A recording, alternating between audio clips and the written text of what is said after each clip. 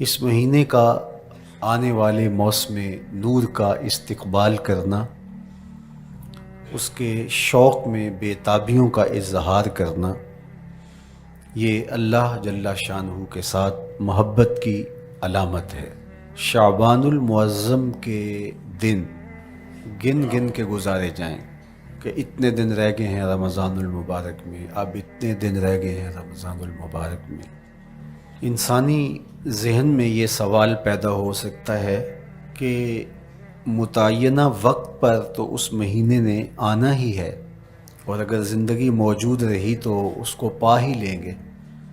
تو اس شدت سے انتظار کرنے کا کیا مطلب؟ تو اس کا جواب یہ ہے، بیرون ملک سے کسی کے بزرگ نے، والد نے یا کسی کے بیٹے نے آنا ہو تو وہ 2 ماہ قبل ہی آنکھیں فرش راہ کیے ہوتے ہیں اور گن گن کے دن گزار رہے ہوتے ہیں، اور جو ہی لمحے قریب آتے ہیں تو پھر گھڑیاں اور ساعتیں بھی گنی جاتی ہیں۔ بار بار گھڑی دیکھتے ہیں، ابھی تک پہنچے نہیں، جبکہ یہ طے ہے کہ 5:02 پہ فلائٹ اترے گی۔ تو بار بار گھڑی دیکھنے کا مطلب، لاہور سے 2 گھنٹے یہاں گجرانوالہ میں پہنچتے ہوئے لگیں گے، لیکن ہر 10 منٹ کے بعد کہ ذرا پتہ کرو کہاں تک پہنچے ہیں۔ کیا مطلب اس کا؟ مطلب اس کا یہ ہے کہ جب سینے میں کسی کا انتظار رکھا ہوا ہو تو پھر بے تابیاں، بے چینیاں، اضطراب موجود ہوتا ہے۔ ہم دنیا کے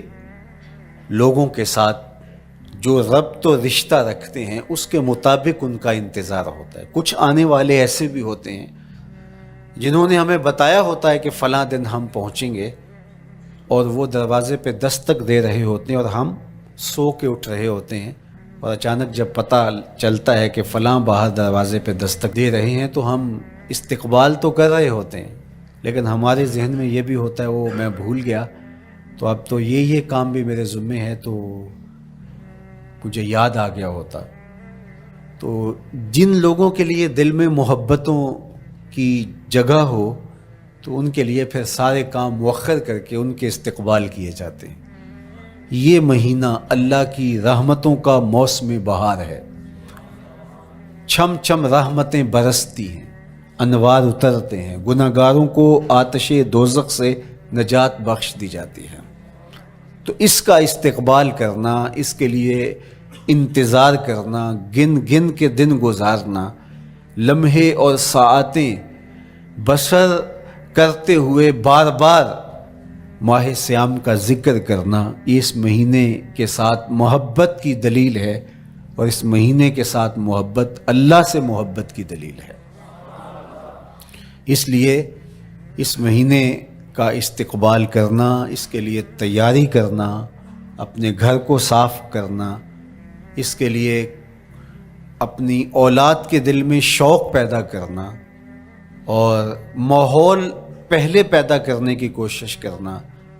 تاکہ جو ہی یہ ماہ جلوہ گر ہو تو روزہ رکھنے کا مزاج پیدا ہو چکا ہو، تلاوت کلام مجید کا مزاج پیدا ہو چکا ہو، دیگر نوافل اور اچھے اعمال بجا لانے کی عادت پڑ چکی ہو۔ تو شعبان میں ہی اس کی تیاری ہوتی ہے تاکہ رمضان المبارک آتے ہی ہم پوری طرح سے مستعد اور فعال ہو کر کے اس مہینے کی برکتوں کو سمیٹ لیں۔ اللہ کے محبوب علیہ السلام نے ارشاد فرمایا کہ جب ماہ سیام آتا ہے فتحت ابواب الجنہ، تو جنت کے 8 دروازے کھول دیے جاتے ہیں۔ جنت تو اللہ جل شانہ کی کرم نوازیوں کا ایک ایسا خوبصورت منظر ہے کہ آج تک نہ کسی آنکھ نے اس کو دیکھا، نہ کسی کان نے سنا، اور نہ اس کا کوئی تصور کر سکتا ہے، ایسی خوبصورت بنائی ہے۔ وہاں کی ہوائیں جب چلتی ہیں تو گرد نہیں اڑتا، کستوری اڑتی ہے۔ وہاں دودھ کی، شہد کی، مائے معین، کوثر، سلسبیل کی نہریں بہتی ہیں، موتی زمرد کے محلات بنے ہوئے ہیں، وہ خوبصورت محل اور وہ خوبصورت جنت کا ماحول، لیکن اس کے باوجود اس خوبصورت جنت کو، مرصع جنت کو، نظیف ترین بقعۂ رحمت کو 11 ماہ تک رنگ و روغن کیا جاتا ہے رمضان المبارک کے استقبال کے لیے، اور جب یہ مہینہ آتا ہے تو اس کے دروازے کھول دیے جاتے ہیں، اور جنت کے 8 دروازوں میں سے ایک دروازے کا نام باب الریان رکھا گیا ہے، جو صرف روزہ داروں کے اعزاز و تکریم کے لیے ہے۔ روزہ دار اس دروازے سے گزر کے جنت جاتے ہیں۔ تو آپ اندازہ کیجئے کہ اللہ نے اس ماہ مبارک کو کیا عزت دی ہے، کیا پروٹوکول دیا ہے، کیا تکریم بخشی ہے کہ نبیوں کا امام،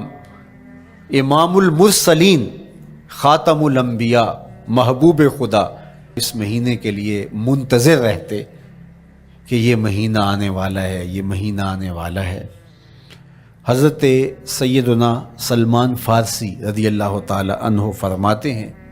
کہ شعبان کی آخری تاریخ کو حضور نے ایک خطبہ ارشاد کیا۔ بعض علماء نے کہا کہ یہ شعبان کا آخری جمعہ تھا، یا ہو سکتا ہے کہ آخری جمعہ 29 شعبان کو ہی ہو۔ تو رمضان المبارک سے قبل حضور نے یہ خطبہ ارشاد کیا، جو مختلف کتب احادیث میں موجود ہے۔ یا ایھا الناس، اے لوگو، قد اظلکم شہر عظیم، اللہ نے تمہارے اوپر ایک بہت پاکیزہ، پر نور، عالی مرتبت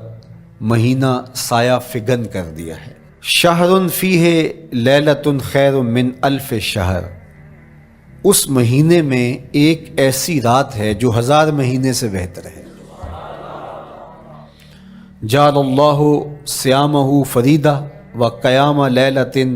تطوع، اس مہینے کے دن کے روزے فرض قرار دیے گئے اور راتوں کا قیام نفل بنایا گیا۔ تراویح کی صورت کے اندر راتوں کے قیام کا ماحول پیدا ہوتا ہے، صلاۃ اللیل پڑھی جاتی ہے، نوافل پڑھے جاتے ہیں کثرت کے ساتھ۔ یہ اس مہینے کی شانیں ہیں، یہ اس مہینے کی رونقیں ہیں۔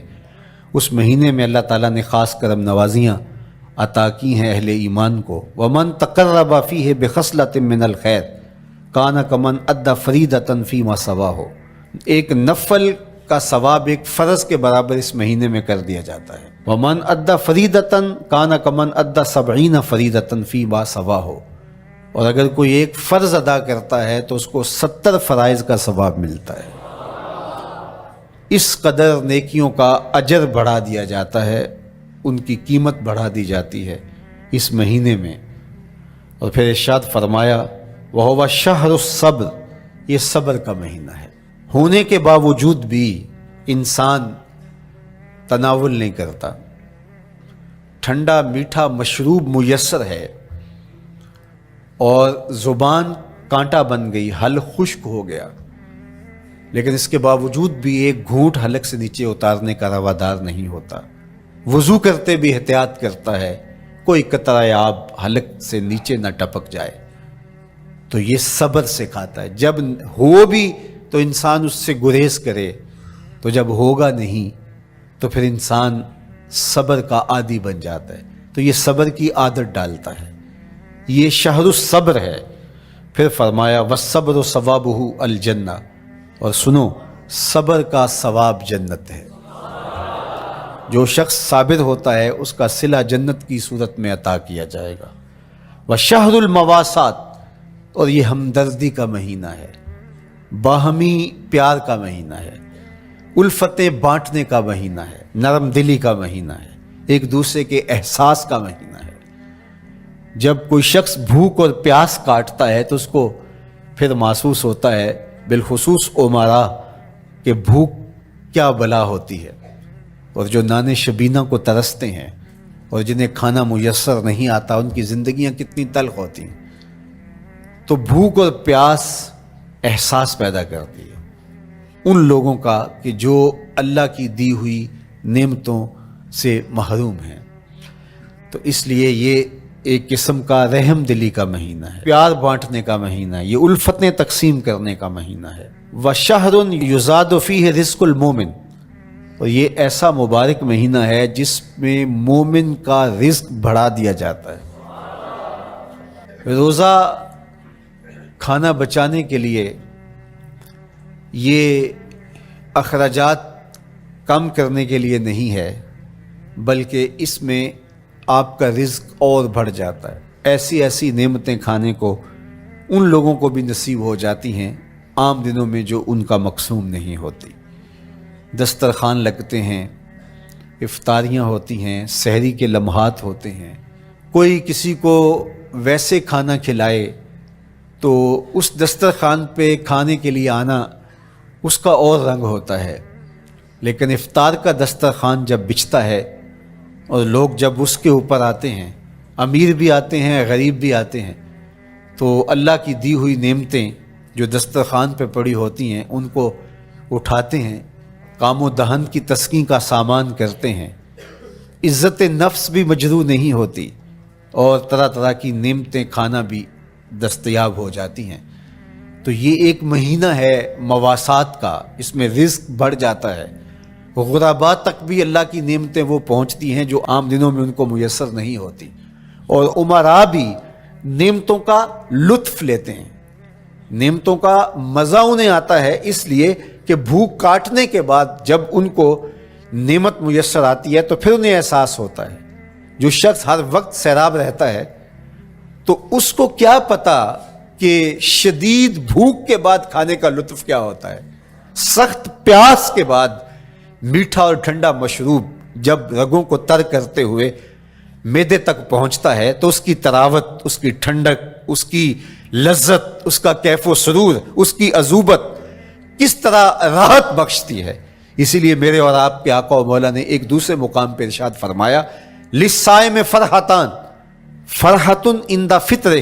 و فرحۃ عند لقاء ربہ۔ روزے دار کے لیے دو خوشیاں ہیں، ایک خوشی اسے تب ملتی ہے جب وہ روزہ افطار کرتا ہے، وہ لمحے مسرتوں کے ہوتے ہیں، ایک روحانی احساس ہوتا ہے، اتنا لمبا دن، اتنا سخت دن، گرمی کی شدت، مالک تیرا شکر ہے لمحہ اختتام پہنچا اور یہ اتنا لمبا دن تیرے حکم کی تعمیل کرتے ہوئے بسر ہو گیا۔ ایک تو روزہ کھولتے ہوئے وہ ایک سرشاری ہوتی ہے، وہ ایک لذت ہوتی ہے، روحانی تسکین ہوتی ہے۔ آج کل وہ افطار کے دسترخوان لگتے ہیں تو جس طرح ہمارے سارے معاملات جو ہیں وہ ملوث ہو گئے ہیں ریا سے، تصنع سے، اس طرح افطار بھی ایک فیشن کے طور پہ فروغ پا رہی ہے۔ تو اس میں امراء کو اور شخصیات کو بلایا جاتا ہے اور ایسے لوگ کثرت کے ساتھ ہوتے ہیں جن کا روزہ بھی نہیں ہوتا، تو پھر ظاہر ہے رسماً تو اتنی دیر تک وہ کچھ نہیں اٹھا سکتے جب تک اذان کی آواز نہیں آتی، افطار کے لمحے نہیں آتے۔ تو اس وقت جو روزہ دار ہوتا ہے جب وہ مشروب لے رہا ہوتا ہے، جب وہ کوئی لقمہ اتار رہا ہوتا ہے، تو اس کی جو فرحت ہوتی ہے، اور جس نے روزہ نہیں رکھا اور وہ بھی افطار کے دسترخوان پہ بیٹھا ہے، تو کیا اس کو کوئی روحانی حظ، کوئی سرور، افطار کے لمحوں کا کوئی لطف مل سکتا ہے؟ وہ بیچارہ کتنا بے چین ہوتا ہوگا کہ یہ شخص جو ہے کمزور ہے، سارا دن مزدوری کر کے آیا ہے اور اس کا بھی تو سارا دن گزر گیا بھوک اور پیاس سے، اور میں صحت مند ہوں اور سارا دن ٹھنڈے ماحول میں رہا ہوں اور مجھے توفیق نہیں ملی، تو وہ گھونٹ کتنے مشکل اس کے لیے ہوتے ہوں گے۔ اور روزہ دار کے لیے کس قدر وہ آسودہ بخش لمحے ہوتے ہیں کہ جب اس کو یہ مسرت ہو رہی ہوتی ہے کہ مالک تیرا شکر، گرم موسم، زباں کانٹا، حلق خشک، اور تو نے تکمیل تک لمحے پہنچائے اور میرا دن خیریت سے گزر گیا، تو وہ اس کے لیے ایک خوشی کا لمحہ، روحانی مسرت کی کیفیت۔ اور دوسری کہ جب وہ ٹھنڈا اور میٹھا مشروب، سارے دن کی سوکھی ہوئی زبان اور خشک حلق اور انسان کی جو ہے وہ رگیں بھی، انتڑیاں بھی خشک ہو چکی ہوتی ہیں، تو ٹھنڈا اور میٹھا مشروب جب انسان کے معدے کی طرف بڑھ رہا ہوتا ہے، زبان بولے نہ بولے، ایک ایک رواں اللہ کی حمد بول رہا ہوتا ہے، اور تشکر انسان کے رگو ریشہ سے ادا ہو رہا ہوتا ہے، اور اس کی کیفیت، اس کی سرشاریاں، اس کی لذتیں وہ دیکھنے کی ہوتی ہیں۔ تو کہا للصائم فرحتان، روزے دار کو تو ایک فرحت اس وقت ملتی ہے عند فطر ہی، جب وہ روزہ کھولتا ہے، روحانی فرحت بھی جسمانی فرحت بھی، وفرحۃ عند لقاء رب، اور دوسری فرحت اور دوسری خوشی اسے تب ملے گی جب اس روزے کے صلے میں اللہ تعالیٰ اپنے رخ انور سے پردہ اٹھا دے گا اور روزہ دار کو اپنے دیدار کی دولت عطا کرے گا، تو وہ پھر منظر دیکھنے والا ہوگا، روزہ دار کی آنکھیں ٹھنڈی ہو جائیں گی۔ اصل افطار تو وہ ہوگی نا، اللہ اکبر، اصل تو شربت دیدار ملے گا جو روح کی پیاس بجھا دے گا، جو من کی بھوک مٹا دے گا۔ تو کہا للصائم فرحتان، فرحۃ عند فطرہ وفرحۃ عند لقاء رب، روزہ دار کے لیے دو خوشیاں ہیں، ایک خوشی وہ ہے جب اس کے جسم کی پیاس بجھتی ہے، اور ایک خوشی تب ملے گی جب روح کی بھوک مٹے گی، جب من کی پیاس بجھے گی، اور پھر وہ سرشاریوں کے عالم میں دیکھتا ہی چلا جائے گا، اور وہ سیراب ہی نہیں ہو پائے گا کہ میں ان دو آنکھوں سے دیکھ رہا ہوں، کاش کہ لوں لوں دے مڈ لک لک چشمہ، ایک کھولا تے ایک کجا ہوں۔ وہ اس آرزو میں ہوگا کہ میرا رواں رواں آنکھ بن جائے اور میں اس دیدار سے فیضیاب ہوتا چلا جاؤں۔ تو وہ کیا لمحے ہوں گے، وہ کیا گھڑیاں ہوں گی، وہ کیا ساعتیں ہوں گی، کوئی لفظ نہیں ہے جن لفظوں میں ان حقیقتوں کو بیان کیا جا سکے، اس لیے کہ وہ منظر ہی وراء الورا ہوگا۔ تو روزہ دار کو فرحت ملتی ہے جب وہ روزہ کھولتا ہے۔ فرمایا وَشَهْرٌ يُزَادُ فِيهِ رِزْقُ الْمُؤْمِنِ، اس میں مومن کا رزق بڑھا دیا جاتا ہے۔ وَمَنْ فَطَّرَ فِيهِ صَائِمًا كَانَ مَغْفِرَةً لِذُنُوبِهِ، جس نے روزہ دار کا روزہ افطار کروایا، اللہ کے محبوب فرماتے ہیں کہ ایک تو خود روزہ رکھا، اور دوسری سعادت یہ ہے کہ ماہ صیام میں روزہ دار کا روزہ افطار کروایا۔ آپ شریعت بیضاء کو بنظر عمیق مطالعہ کر کے دیکھیں، ماہ صیام میں بہت زیادہ اس بات پہ زور دیا گیا ہے کہ روزہ افطار کرواؤ۔ اپنے گھر میں بیٹھ کر کے روزہ افطار کر لینا یہ بھی سعادت مندی ہے، روزہ نصیب ہو جائے، لیکن اس بات پہ بہت زور دیا گیا ہے ماہ صیام میں کہ ایک ماحول پیدا ہو، لوگوں کو افطار کروائیں تاکہ تمام لوگوں تک اللہ تعالیٰ کی نعمتیں پہنچیں اور لوگوں تک جو ہے وہ رمضان المبارک کی برکتیں پہنچیں۔ تو ارشاد فرمایا وَمَنْ فَطَّرَ فِيهِ صَائِمًا، جس نے روزے دار کا روزہ افطار کروایا، کَانَ مَغْفِرَةً لِذُنُوبِهِ، تو وہ افطار کروانے والوں کے گناہوں کی بخشش کا ذریعہ بن جائے گا، یہ افطاری گناہوں کی مغفرت کا سبب بن جائے گی۔ وَعِتْقَ رَقْبَتِهِ مِنَ النَّارِ، اور آتش دوزخ سے گردن کی آزادی کا مجدہ جاں فضا بن جائے گا یہ امر کہ اس نے کسی کا روزہ افطار کروایا۔ وَقَانَ لَهُ مِثْلُ أَجْرِهِ مِنْ غَيْرِ أَنْ يَنْقُصَ مِنْ أَجْرِهِ شَيْءٌ، اور روزہ افطار کروانے والے کو روزہ رکھنے والے جتنا اجر ہی دیا جائے گا، لیکن روزہ رکھنے والے کے اجر میں بھی کوئی کمی نہیں واقع ہوگی۔ جتنا اس نے سارے دن کی بھوک اور پیاس کاٹ کر کے تکلیف اٹھا کر کے روزہ رکھا،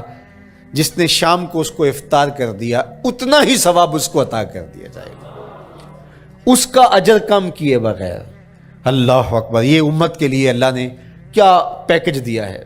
کیا کرم نوازیاں ہیں اس امت کے لیے۔ آقا کریم نے ارشاد فرمایا ایک شخص صبح سے لے کے ظہر تک مزدوری کرتا ہے، اس کو ایک قیراط دیا جاتا ہے، اور ایک شخص ظہر سے لے کر عصر تک مزدوری کرتا ہے، اس کو بھی ایک قیراط دیا جاتا ہے، اور ایک عصر سے لے کر مغرب تک مزدوری کرتا ہے، اس کو 2 قیراط دیے جاتے ہیں۔ فرمایا پہلی مثال یہود کی ہے، دوسری مثال نصارہ کی ہے، اور تیسری مثال میری امت کی ہے۔ یہودیوں نے اور عیسائیوں نے اس پہ اعتراض کیا کہ ہمارا اجر کیوں تھوڑا ہے،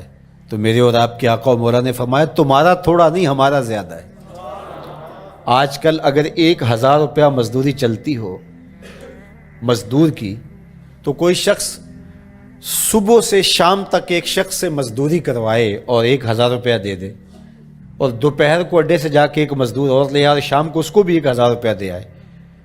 اور ایک شخص کو عصر کے وقت لائے اس کو 2000 روپیہ دے دے، تو 1000 والا کہے کہ میرے سے زیادتی ہوئی ہے تو اس سے زیادتی تو نہیں ہوئی، اسے تو پوری مزدوری دی گئی ہے، اب اس پہ مہربانی ہوئی ہے، اس پہ رحمت ہوئی ہے۔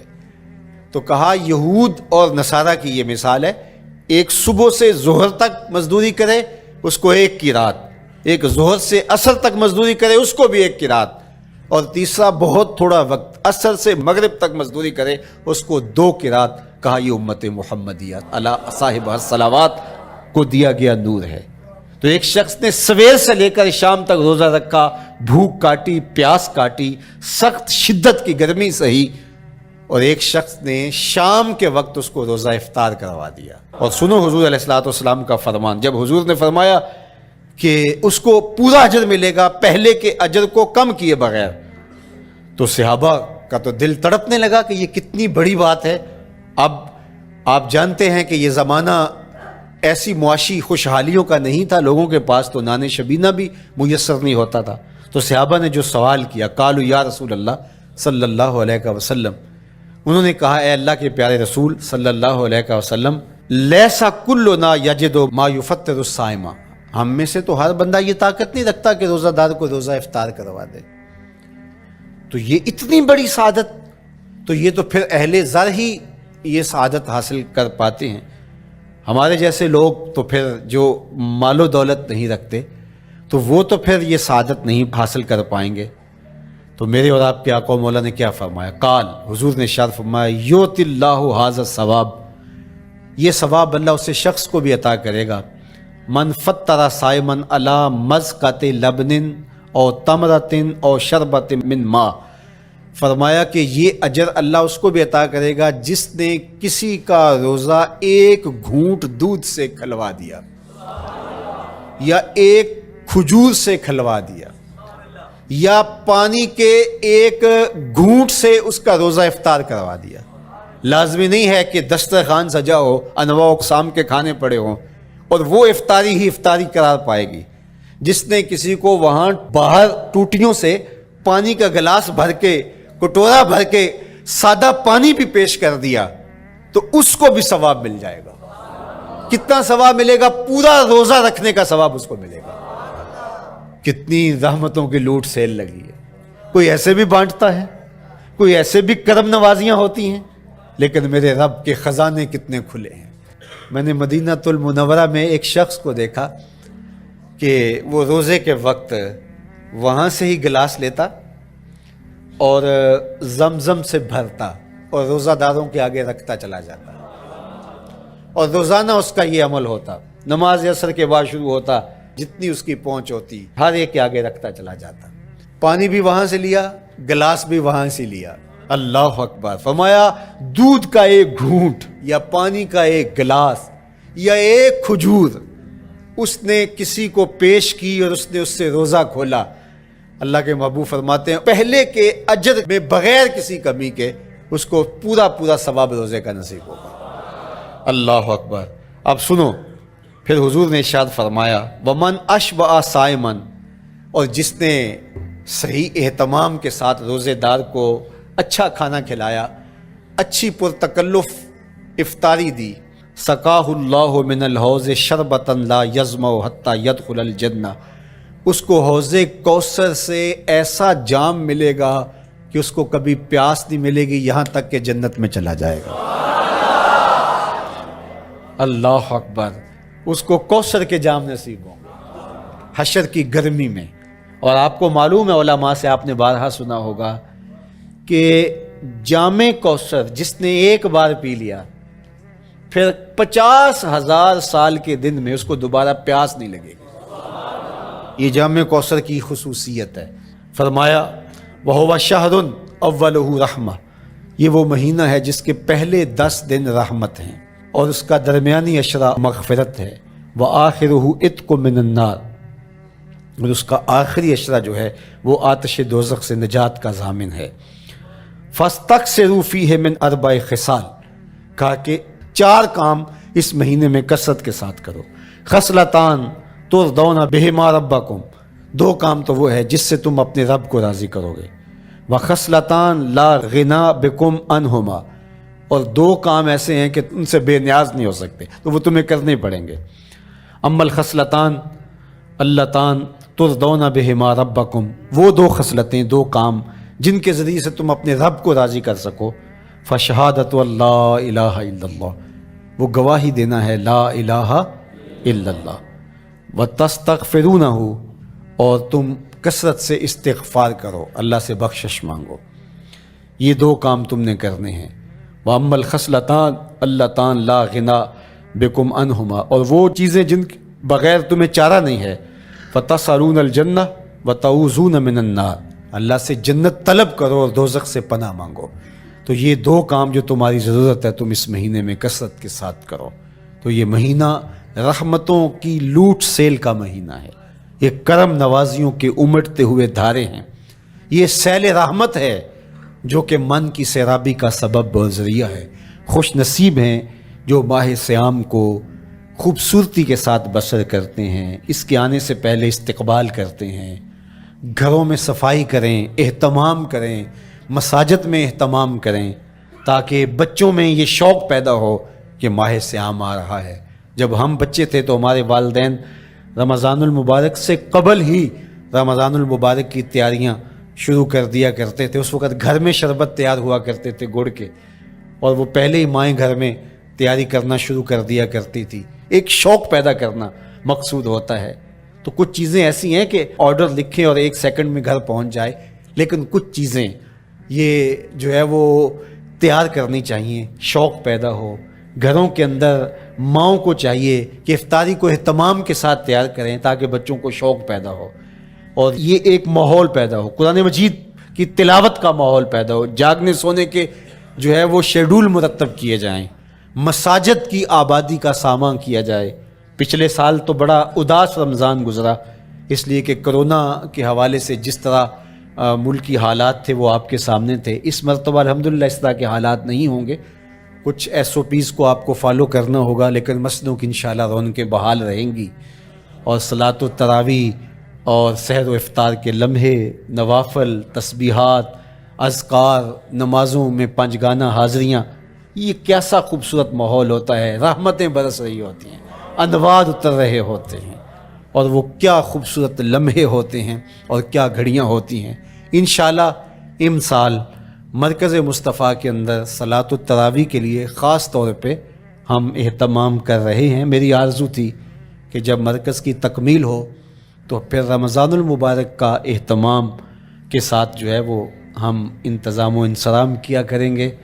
چونکہ اس سے قبل بہت سارے تعمیراتی کاموں کی وجہ سے ہم الجھے رہتے تھے، لیکن اللہ کے فضل سے اب مرحلہ اول کی تکمیل ہو گئی اور مرحلہ ثانی کی طرف ہم بڑھنے والے ہیں۔ تو اس رمضان المبارک کے اندر ہمارے لیے بیٹھنے کی جگہ، خواتین کے لیے انتظام، افطار کے لیے، سحر کے لیے، دوستوں کے لیے انشاءاللہ خوبصورت اہتمام ہوگا۔ بہت اچھے قاری قرآن جو ہے وہ صلاۃ التراویح پڑھائیں گے، تو وہ میٹھے اور دل آویز لہجے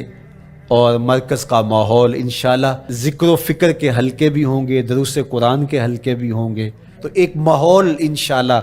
پیدا ہو، اور انشاءاللہ میں بھی آپ کے ساتھ ماہ صیام میں موجود رہوں گا، افطار کے لمحوں میں بھی، سحر کے لمحوں میں بھی، تراویح میں بھی، نمازوں میں بھی انشاءاللہ۔ اور پھر جب ہم ہوں گے تو ماہ صیام ہوگا، رحمت کی گھڑیاں ہوں گی، اترتے ہوئے انوار ہوں گے، محبتوں کا ہجوم ہوگا، افطار کے میلے ہوں گے، سحری کے خوشگوار لمحے ہوں گے، قرآن کی دل نواز صدائیں ہوں گی، اور مرکز مصطفیٰ کا نورانی پرکیف سرمدی ماحول ہوگا، اور ہم اپنے رب سے اس کی رحمتیں طلب کریں گے۔ اللہ ہم سب کو اپنی پناہوں کا حصار دے۔ والسلام علیکم ورحمۃ اللہ۔